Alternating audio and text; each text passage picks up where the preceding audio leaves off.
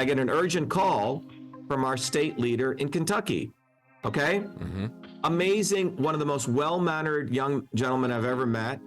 He works as a full-time electrician, gets up at 7 in the morning, works until 4, working class guy. He's seen all my videos, loves our campaign, went through all of our training and became the state leader in Kentucky. We have a couple hundred volunteers here. He goes out to a Walmart by himself on a Sunday because we need 5,000 signatures. So he's standing out in front of the Walmart, not inside, outside, very respectful, waving to people, collecting signatures. He'd collected around 7 signatures.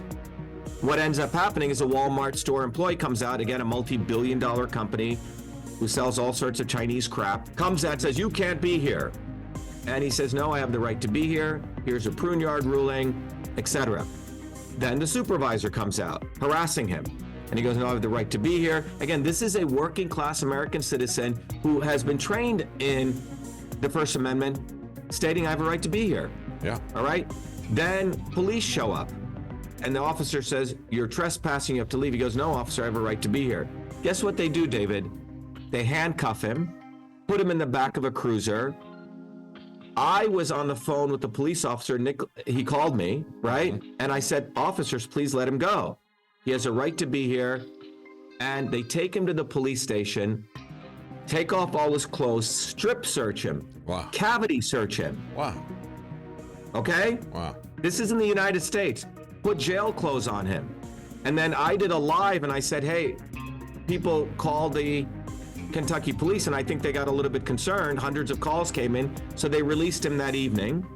Wow. He leaves the police station. He opens up his wallet. His money is missing. Wow. They stole his money, and then he had to walk back to his car at Walmart. And this is an American citizen, a working class person who supports someone like me. So the issue is, it's obvious the swarm, the elites, do not want us, David, having one of our own in any level representing us. That's right. And think about the scene here. Walmart, multi-billion-dollar company who made billions during the pandemic, while small stores were getting shut down. Here's a police officer who's supposed to defend the Constitution and the rights of the Constitution. What does he do? He serves a multi-billion-dollar company's rights.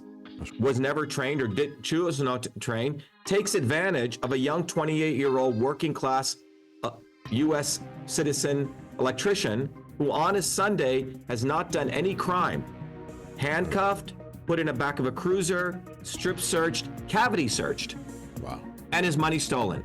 Wow. And this is the level of how the elites do not want any one of us, David. I think I deserve to have a shot at being president. Yeah. Okay? Yeah. You have to get on.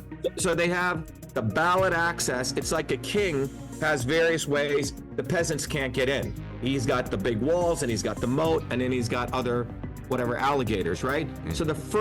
So when you step back at this, and I've experienced all 4 of these things.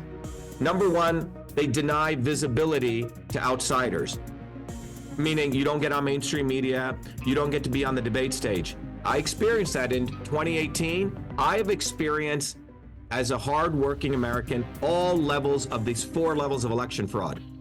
They have the election fraud on election day, which I've talked about and written about and done major papers about, right? Which is a signature verification, the chain of custody. But the real election fraud begins with who gets visibility and who gets ballot access. So in the United States right now, we have to get on the ballot in every state. The unfortunate thing for them, David, we have about 100,000 volunteers, working people. And this is what scares them so much, is that we will actually do it legitimately. Notice I've not asked for money one time during this conversation. People want to volunteer, great. Our movement for Truth, Freedom, and Health as a part of our campaign wants to mobilize Americans to wake up and realize that these hard-fought rights no other country has.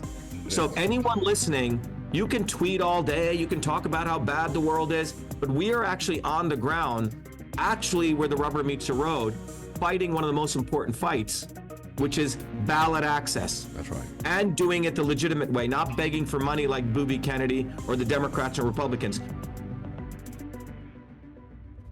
We need to build a bottoms-up movement. Go to ShivaForPresident.com and volunteer.